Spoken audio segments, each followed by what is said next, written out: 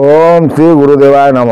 आज्ञा कलिर रीतिनीति उपर मुझे आपली स्वयं अच्युत पचारुंट निराकार को कौन कहते आम देखा आम आसुँच से 46 पटल आस्ते आस्ते क्रमश पटल पटल हो नवम पटल पर्यंत गुरुपाद धरी अच्युत पचारि आहे पतित पावन कलि जुग रीति कह दासरथी संशय भिटुब हन जन्मे जन्मे मोहि सेवक अटई आए सारंग धारण सकल सन्देह फिटाई कह शुणी होई कारण करुणा सागर करुणा बहिण प्रकाशंतु कली कथा श्रवणे मुक्ति हेब श्रीनाथ रही देवे चेता प्रभु मत एमती कर बुझाई कह कली मोर जमी चेता रही से पचारे चेता ये गोटे हूँ सन्देहजनक तथ्य कारण अच्युतानंद महापुरुष आसी 700 वर्ष तलू 1525 ख्रीष्टाब्द से आसते जन्मग्रहण करते तेणु अभी आसी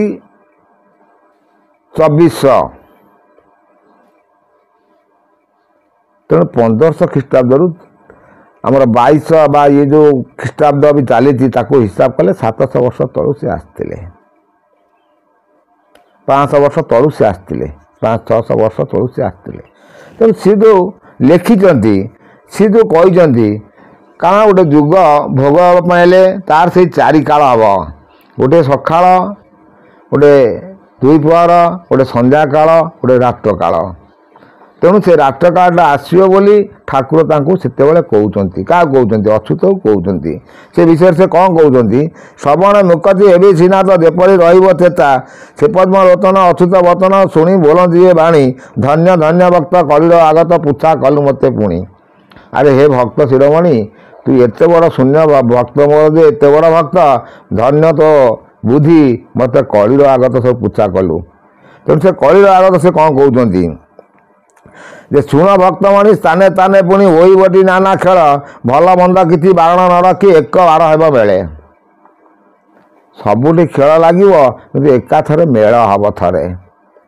मेल हम माने समस्ते सबू साधु सत मैंने बसिकी जो मैंने कहते से किसी तथ्य ज्ञान एपर्यंत आसी ना किंतु दिन समय आसो आपण मैंने देखिए गोटे दिन मेल बांधा हम से कौन कहते बड़ बड़ जने अकर्म करेंगे कुसंग गोष्ठी पड़ी दरिद्र गुहारी कहीं न शुणे माया पटल पड़ी अधर्म होबारु इंद न पाड़ बुष्टि न हो जल शस्य न हो दुर्भिक्ष पड़ प्राणी हेबे कल बल ये आज्ञा ये बड़ बड़ जन मैंने अकर्म करेंगे से राजुरा शासन थिला मोगलबंदी शासन थिला तापर ब्रिटिश शासन है नौक दुर्भिक्ष पड़ा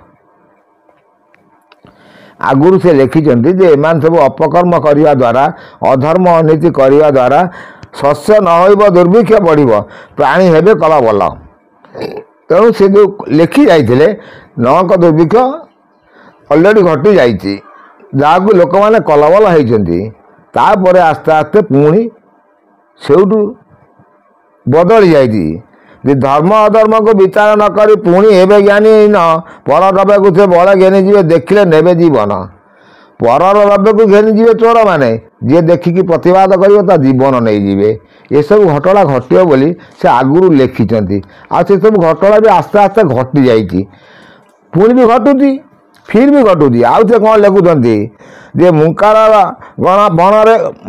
गणरे बड़ बोलाई दुष्टामी बड़ करे साना बड़ सब एकत्र हो अन्याय को आचरे मुकार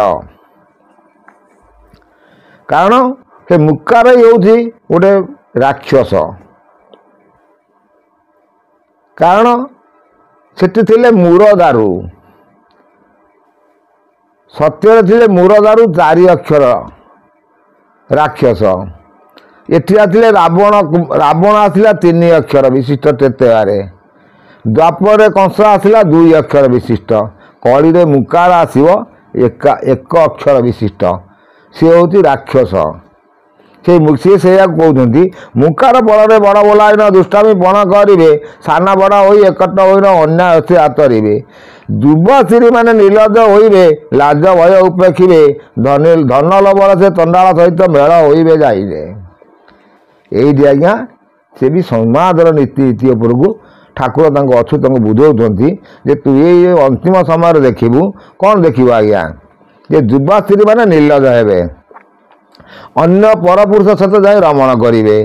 ତେଣୁ ଏସବୁ ଘଟୁଛି ଅବିକା ଆପଣମାନେ ଦେଖୁଥିବେ ଯେତେ ହୋଟେଲ ଢାବା ଯାହା ହେଉଛି ଲଜିଂ ଯେକୌଣସି ଜାଗାକୁ ଆପଣ ଯାଆନ୍ତୁ ସବୁଠି ଅନ୍ୟାୟ ଅତ୍ୟାଚାର ବଢ଼ି ଚାଲୁଛି, ଯୌନ ବ୍ୟଭିଚାର ବଢ଼ି ଚାଲୁଛି। କିନ୍ତୁ କାହିଁକି ହେଉଛି ତାର କାରଣ କ'ଣ? ତେଣୁ ରୀତିନୀତି ଯେଉଁ ସମାଜ ସଂସ୍କାରକ ଯେଉଁ ଆମର ଚଳଚ୍ଚିତ୍ର ଜଗତରେ ଯେଉଁମାନେ ଯେଉଁ ହିରୋ ହିରୋଇନ୍ ମାନେ ଅଛନ୍ତି ସେଇମାନେ ହିଁ ବେଶୀ କରପ୍ଟେଡ୍ ହେଉଛନ୍ତି। ତେଣୁ ଏସବୁ ନୀତି ସେ ଲେଖି ଯାଇଛନ୍ତି ଆଗରୁ। ଆଉ ସେ କ'ଣ କହୁଛନ୍ତି, ବ୍ରାହ୍ମଣମାନେ ଯେ ବେପାର କରିବେ ନିଜ କର୍ମ ଛାଡ଼ି ଦେଇ ଘରେ ଘରେ କଳି ହୋଇବ ବହୁତ ଆୟତ କାହାର ନାହିଁ। ବ୍ରାହ୍ମଣମାନେ ଯାଇ ବେପାର କରିବେ, ସେମାନେ ତାଙ୍କର ଦେବପୂଜା ତାଙ୍କର ଯଜମାନଗିରି କରିବା ସେ ସବୁ ଛାଡ଼ିଦେବେ। ତେଣୁ ସେ କଥା ବି ଆଗରୁ କହିଛନ୍ତି ଯେ ଅର୍ଥ ଦେଇ ଅର୍ଥ ଲୋଭ କରି ଉତ୍ତମ ଧନ ଦେଇ ହୀନ ସଙ୍ଗ ହେବେ ସଙ୍ଗୀ, ଗୁରୁ ବ୍ରାହ୍ମଣକୁ ନିନ୍ଦା କରୁଥିବେ ମହତ ବଚନ ଭାଙ୍ଗି। ଗୁରୁ ଆଉ ବ୍ରାହ୍ମଣ ନିନ୍ଦା କରିବେ। କେଉଁମାନେ ନିନ୍ଦା କରିବେ? ଯେଉଁ ଅର୍ଥ ଲୋଭ କରିକି। ଆଉ ମାନେ କ'ଣ କହୁଛନ୍ତି, ଭଲ କଥା କହୁଛନ୍ତି, ଜ୍ୟୋତିଷମାନେ ଯୋଗ ବ୍ରାହ୍ମଣ ହେବେ ନ ଜାଣିନ ମୂଳ ତତ୍ତ୍ୱ, ଦେବତା ପୁତନ ନ କରି ବ୍ରାହ୍ମଣ ବେଶ୍ୟା ସଙ୍ଗେ ହେବେ ରତ। ଏଇଠି ଆଜ୍ଞା ସେ କହିଛନ୍ତି ଦେବତାମାନେ ପୂଜା ନ କରିକି ବେଶ୍ୟା ସାଙ୍ଗରେ ରତ ହେବେ। ଏଠି କ'ଣ ଆପଣମାନେ ଦେଖୁନାହାନ୍ତି ଜଗନ୍ନାଥ ମନ୍ଦିର ଯାଉଛନ୍ତି, ପୁରୀରେ ପଣ୍ଡାମାନେ କ'ଣ କରୁଛନ୍ତି? ଲୋକମାନେ ସେତକ ଚିନ୍ତା କରନ୍ତେ ସେ ମନ୍ଦିରକୁ କ'ଣ ଯିବ? ତମେ ମନ୍ଦିରରେ ଯାଇ କ'ଣ ଦେଖିବ? ଘରେ ବସିକି ଚିନ୍ତା କର ଠାକୁରଙ୍କୁ। ସଦରାସ୍ତା ସଦ୍ଜ୍ଞାନରେ ଚାଲ, ଠାକୁର ତମ ପାଖରେ ଆସି ପହଞ୍ଚିବେ। ତମେ କ'ଣ ଠାକୁରଙ୍କ ପାଖକୁ ଯିବ? ଠାକୁରଙ୍କୁ କ'ଣ ଦେଖିବ?